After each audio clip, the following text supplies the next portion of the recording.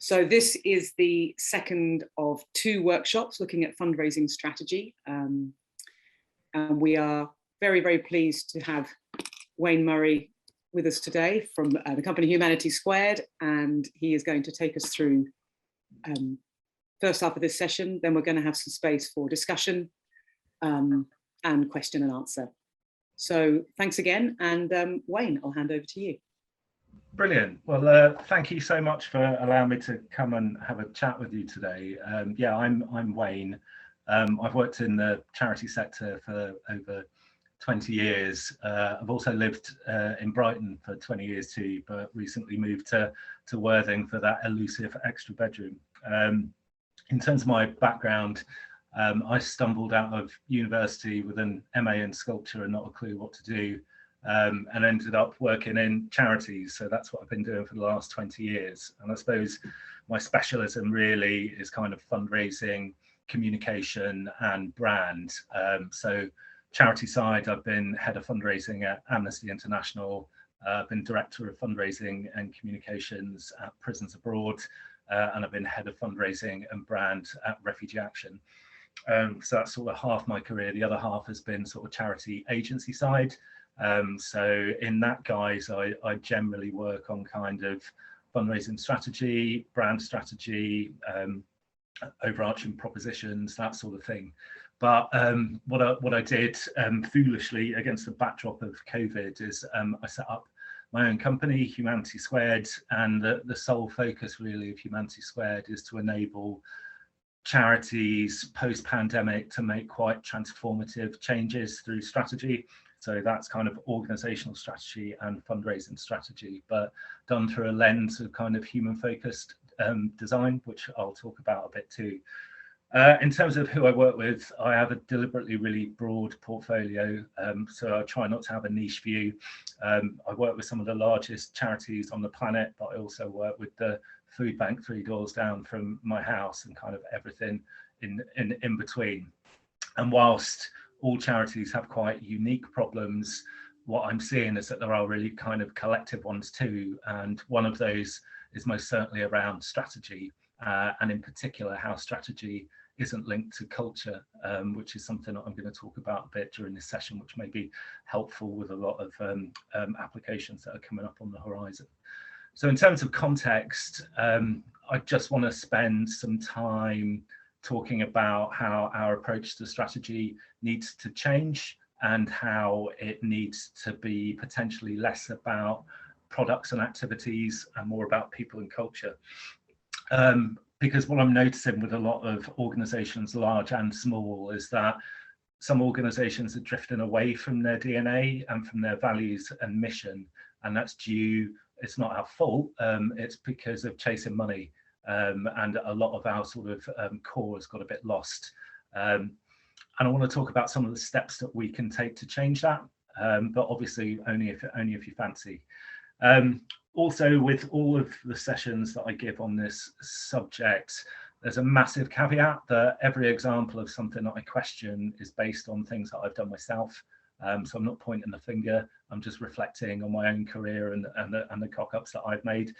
And I'm going to practice what I preach in terms of human-focused strategy. I'm going to have no PowerPoint. It's just going to be me talking to you. And I'm going to share some sort of live examples of the things that I'm working on at the end of the session too, to kind of bring it to life so it doesn't seem, you know, academic or abstract. In terms of the format for this session, obviously before you all popped up your lovely faces on on screen. I didn't know how many people were going to be here. So I'm going to talk for 25 minutes. I genuinely can't talk much longer than that, and I'm sure you don't want to listen to me for much longer than that either.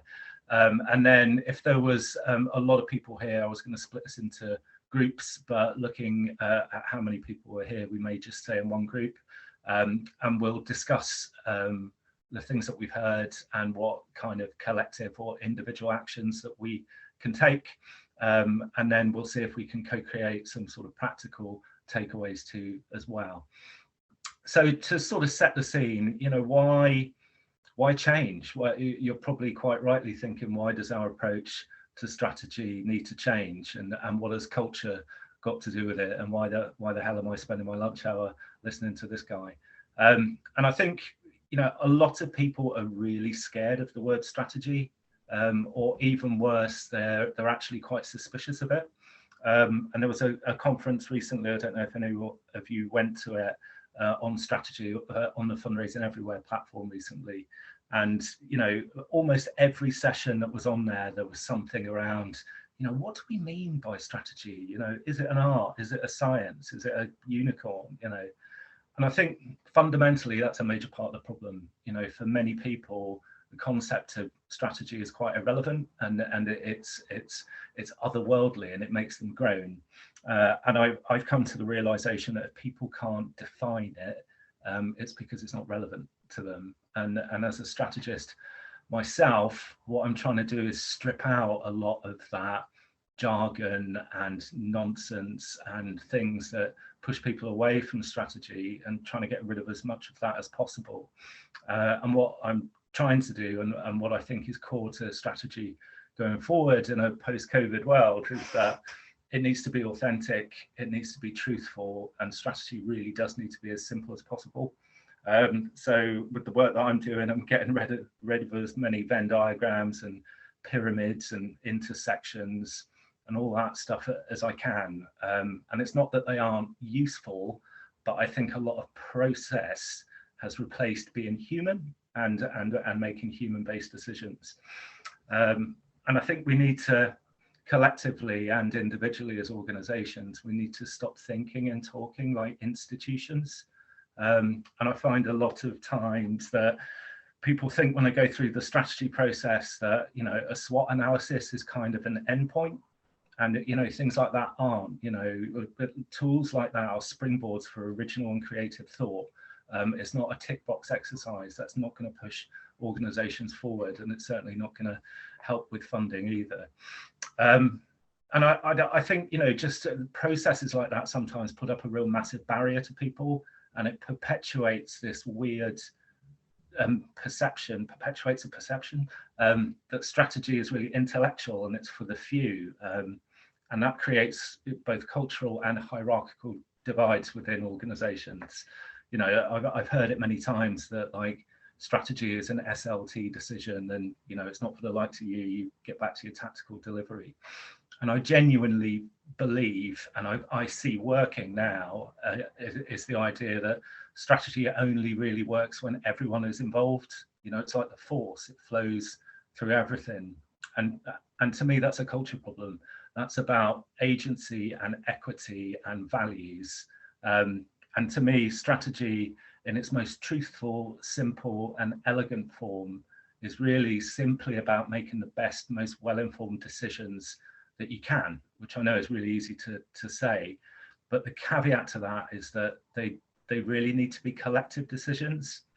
And I think that's where culture comes in. If these are collective decisions that we're making about strategic direction, how does everyone genuinely have agency and a voice to help shape them? And I think at a sort of macro level, that's the $1 million question for us as a sector, is how do we create a culture where that can happen? And if we can crack that, then I think it pushes the sector forward a bit.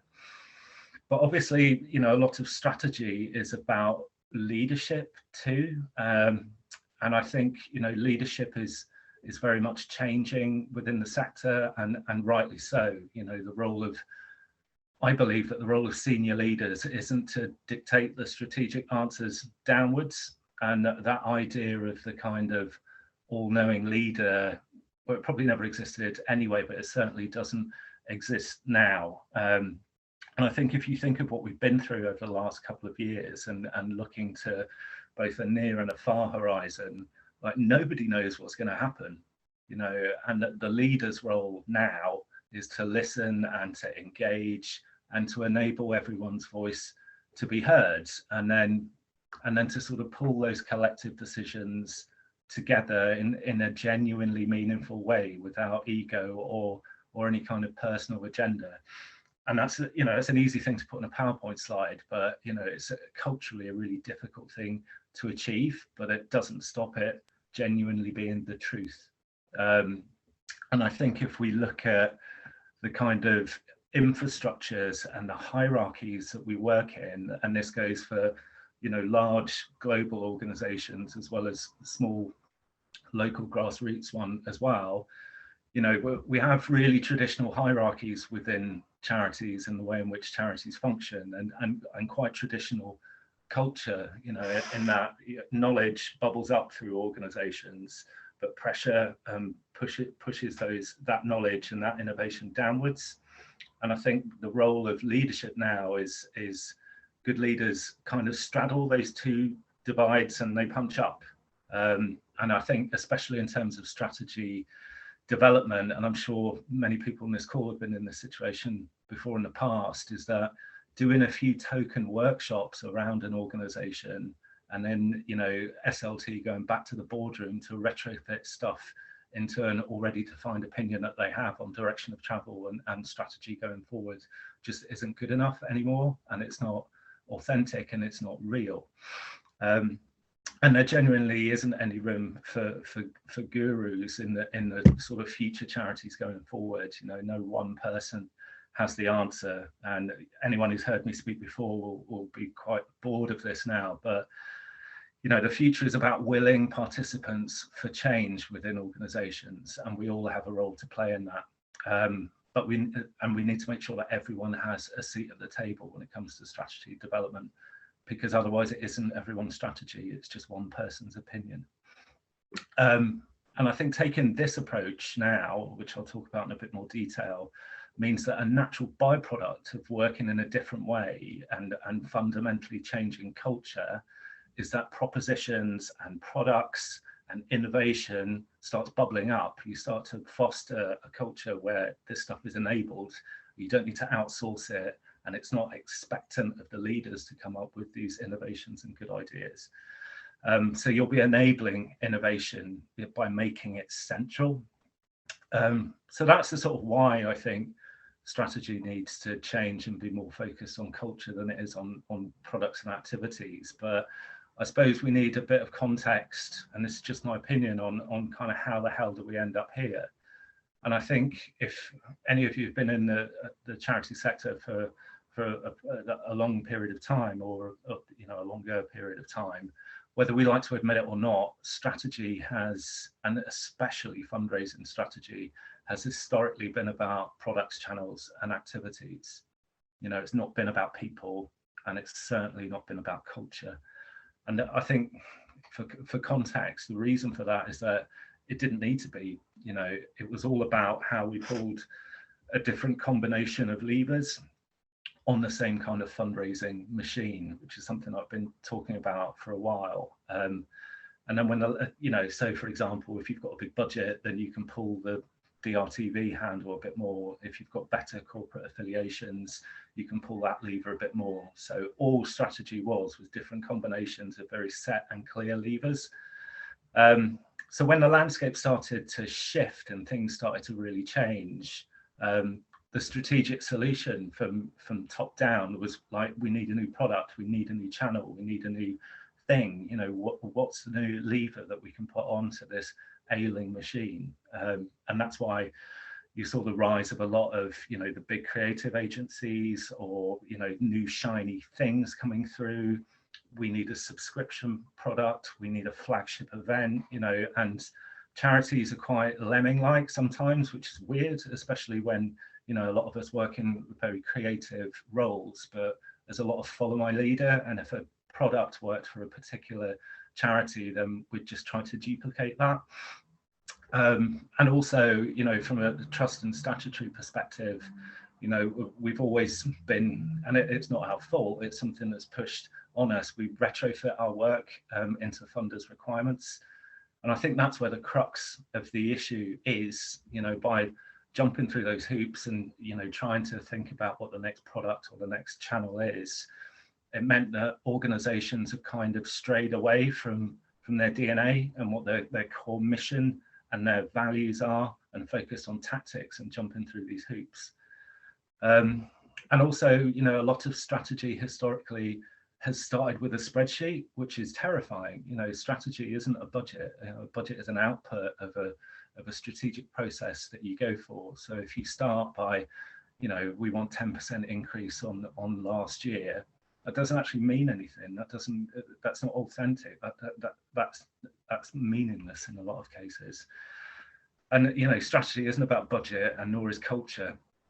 And a lot of strategic processes in the past has, as I mentioned before, has been very top down rather than bottom up, or even worse, it's been bottom up, and then, you know, leaders don't like what's coming out of that, and they ignore all of the insight and create their own strategy.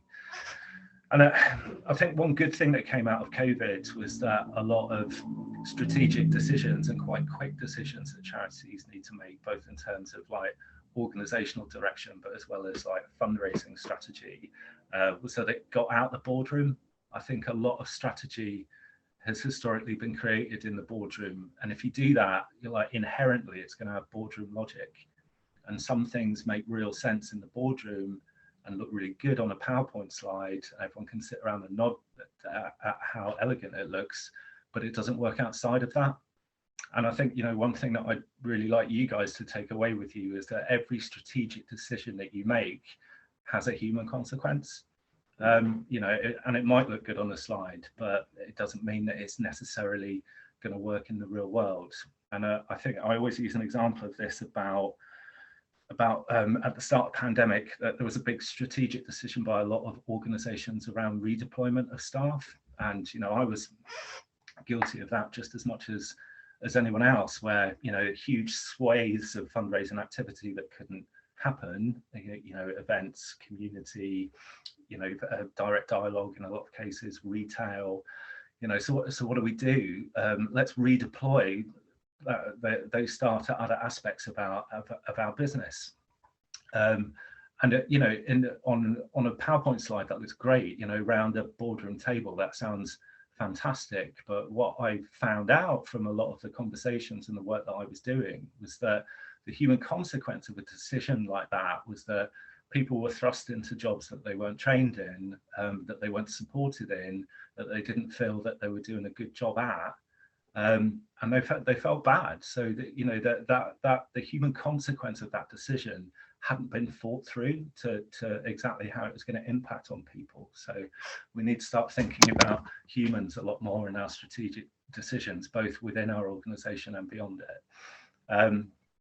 And, you know, getting back to that sort of fundraising machine, even before COVID, the wheels had started to come off of that charity machine. And that was across fundraising, across brand, across comms, even like purpose and relevance, as I was talking about, that sort of drift.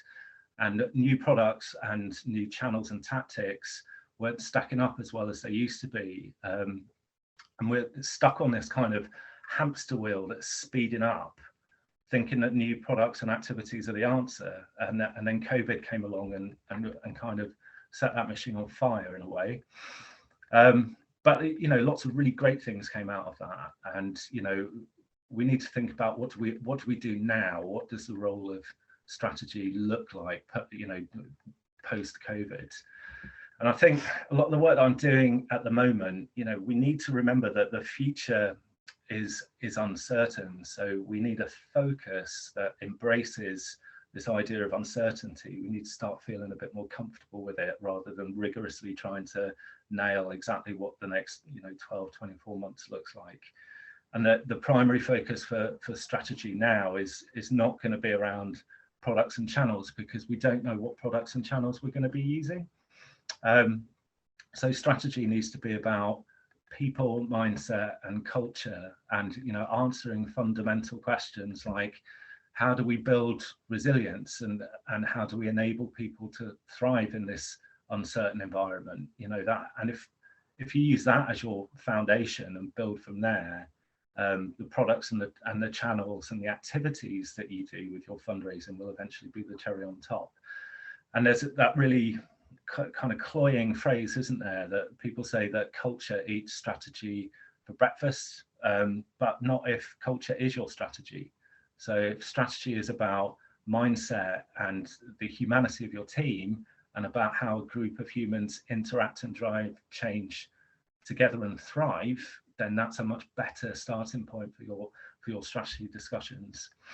And it's less about hierarchy. And for those of you who maybe work at mid-sized charities or larger on this call, or listening back later, the hierarchy of your fundraising department is built around the product portfolio and channels that you have. And what we've noticed during COVID, and it's due to a financial imperative and people worried about the financial security of their charities, is that charities are moving from one very fixed hierarchical structure to another kind of smaller but still quite hierarchical structure, and that's driven by that financial imperative. So organizations are restructuring, but it just means that they're getting smaller. They're not focusing on culture or doing things differently. And I think that success in the future will be dictated by those charities who can really quite quickly unpick the decisions that they are making now, because those decisions will almost certainly be wrong, because we can't predict what's going to happen. It's a very choppy horizon compared to what we've had for the last 15 to 20 years. And I gave a presentation recently that Lucy was at, actually, and she commented on that. I think the idea of hierarchy and structure historically used to almost be built out of Meccano. It's very fixed, the hierarchies of our organizations. That's why it's so hard to restructure, because you have to kind of unpick things and put things back together. But now I think our hierarchies need to be built out of clay. We need to be able to move, and we need to be agile and a lot more iterative based on what's happening in the external environment. So in the last year, I've kind of completely changed what my approach to strategy is, and that's been driven by the external environment. It's not something that I do to charities, and nor do I think that it's something that SLT team should do to their team. Strategy is not a document. If you think of strategy as a document, it will always remain a document. What it is it's a set of decisions that you've agreed collectively, but because you've created the right culture, that everyone has been involved, and that's how it becomes agile and iterative. It needs to be simple, built by all and owned by all. And a creative culture will lead to creative solutions, products, and ways of working. And the ultimate end game for your strategy now is that it needs to be condensed to a few bullet points that everyone is on board with, because otherwise no one will remember it. So moving on from that, if you build your strategy based on a new culture, how do we actually practically do that? And I think the key thing is, everyone is flat out at the moment. Everyone's at capacity. So adding in anything on top of that is not going to work. So you need to think about how there will be many things within your department that you don't need to do. There will be processes that slow you down. There will be activities that you can probably drop. And as organizations, we need to be quite brutal about that now. So where you can, focus on fixing or dropping aspects that aren't working, and question everything you do. Do you really need to do what you're doing? Like, remember what it's like when you start a new job and you think, I have no idea why these people do these weird processes all the time, and then within 6 months you're just doing it. So free up time, headspace, and capacity to enable you to embed that kind of collective thinking at the core of your department, and then hopefully the org as a whole. And that will enable you to genuinely be agile. And a lot of people are using the term agile at the moment when what they actually mean is that they don't know what they're doing. But genuine agility based on what's actually happening in the external environment. And the way that you'll be able to do that is because you've baked in time for collective problem solving. So, get rid of stuff and free up that time to focus on having a platform that you can all use, whether it's weekly or whether it's monthly, to make collective decisions. Because where we're going, we're really going to need that. And that's how you build a different team culture. That's how you build a culture that embraces uncertainty and that solves problems together. Problem solving needs to be something that you do within your department, like weekly, rather than like as part of an annual strategy process where you try to think about new things. And then you get back on your hamster wheel and carry on with your tactical delivery for another 11 months, because busy is not a KPI. And the thing is, we did this at the start of lockdown. That if you look back at the incredible things that charity did in terms of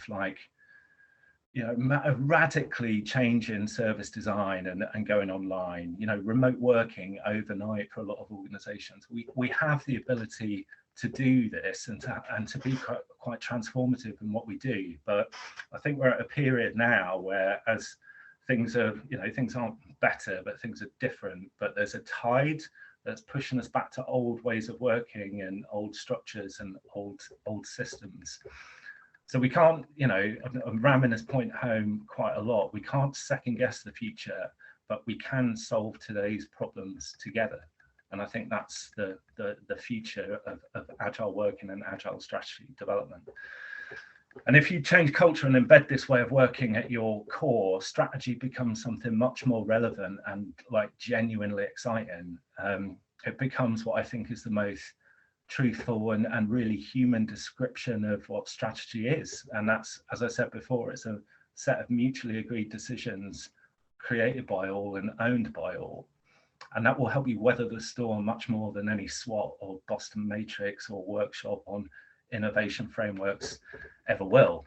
And all the strategy work that I'm doing at the moment is around this. It's less about products and channels.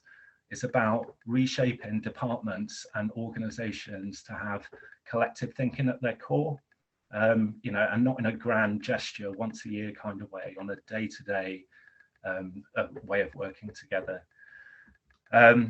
So how do we do that? I'm going to talk through some examples of stuff that I'm working on now. How do we build something robust in really uncertain times? The thing that I want to get across is that this isn't abstract. This is happening now, and some of the charities that I'm working with are really addressing this head on.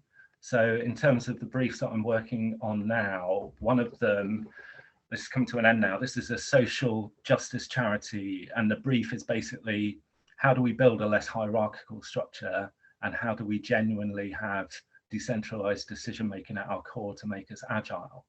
And this came about because this charity was acutely aware that hierarchy and slow decision making was having a worse effect on fundraising performance than any other issue, especially during COVID. And if you think about it, that's a people and process-based solution. It's not about products, it's about creating the right culture. So create the culture and the products will come. Another brief, this is for a hospice in Brighton. An uncertain future is really scary for fundraisers. So how do we bake in well-being and support to our fundraising strategy and not just leave it to HR? And this is involving the entire fundraising directorate, and from the fundraising director's point of view, the sort of questions that they are asking is like, do I even know my team? Are we even a team? What does well-being mean for them? And how can we help people thrive and fundraise better? And one thing we know is that the answer isn't an hour of yoga on a Friday afternoon when people are absolutely stacked as it is. Another brief, this is for a large children's charity. What does a genuine bottom-up strategy design look like, and how do we build it? And the fundraising director there is acutely aware that, as am I, because I've done it loads in the past, is that that bottom-up approach has only ever really been paid lip service to in the past. So then the human consequence of that is that the fundraising team don't give a hoot about strategy, because they're either not included or their voice and their agency is ignored. Another one, which is a massively contentious issue, actually, this is for a cancer charity. How do we engage our donors and our beneficiaries to help drive our fundraising strategy? So this cancer charity recognized that during lockdown, the things that worked from a fundraising perspective were things with a really loose brief that donors could run with and literally run with in a lot of cases, and make their own. So things like the 2.6 challenge, where answers weren't dictated to donors, but donors were given agency to kind of come up with their own ideas. So the next step on from that is, okay, well, let's bring donors and service users into the loop, into the decision-making process when we're creating our fundraising strategy. And I think from a culture point of view, that's incredibly exciting. You know, how do we give our platform to beneficiaries and donors to co-create strategy with us? I think, you know, that's the next step going forward. So like the golden thread that connects all of those is the importance of people and culture as the foundation for strategy, not an afterthought. And it, you know, as I said, this is from the largest charities you can think of right the way down to small ones. This issue is everywhere, and I think we need to address it. So, you know, stop using products, activities and budgets as the starting point of fundraising strategy, and recalibrate that hierarchy of needs. You know, stop looking for a new shiny thing, and you know, remember that individual humanity is really inspiring, but collective humanity is a massively powerful tool for change. And it's, you've got it, you know, within your departments or your teams, or even just in your heart. So harness it, celebrate it, amplify it, use that humanity as your starting point, and you'll be in a much more sort of robust position for whatever the world throws at you, because humans are genuinely amazing. So before we move on to discussion, just some like really practical takeaways that you can have to put culture first in your strategy design. You know, one, always start with humans, you know, and then really collectively question what it is that you are currently doing and why are you doing it. And then moving on from that, strip out and fix things that are holding you back, and be really brutal with what you're working on. And give, with the space that you free up by doing that, give strategy, or collective thinking, as I kind of like to call it now, as much priority as tactical delivery. Like genuinely 50-50, you know, create a culture where collective thinking is the norm, and that will enable you to come back to kind of where your charity might have been historically, where you have a shared vision. You know, I think about like when your charity was first established, you know, make sure mission is central to everything, where possible involve everyone in strategy development, then you can own it collectively, and then you can give it capacity by stripping out things that aren't working or ineffective. You know, I'll warn you, it's harder, it takes longer, it's really messy, there will probably be tears, but what will come out the other end is you'll create something where everyone has a voice, agency and equity in the direction that your org needs to go in.